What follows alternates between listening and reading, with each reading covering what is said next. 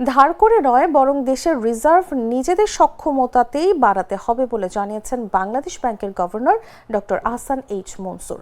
বলেন, চলতি বছরে 34 থেকে 35 বিলিয়নের রিজার্ভ নিয়ে যাওয়াই লক্ষ্য। বৃহস্পতিবার রাজধানীর ইআরএফ মিলনায়তনে ব্যাংকিং সেক্টর রিফর্ম চ্যালেঞ্জ এবং করণীয় শীর্ষক সেমিনারে তিনি কথা বলেন।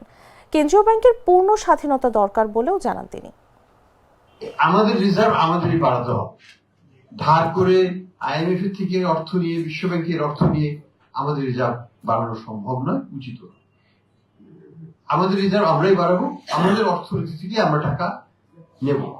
আমরা একটা participant. Bangladesh bank is a player in the foreign exchange market.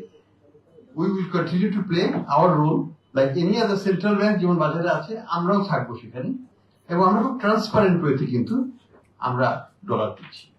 এখানে কোনো চাপ সৃষ্টি করা হচ্ছে না। আমরা বলছি যে আপনারা অপশনে যাচ্ছেন, অপশনে বিট করেন, কত টাকায় আপনি ডলার বিক্রি করবেন।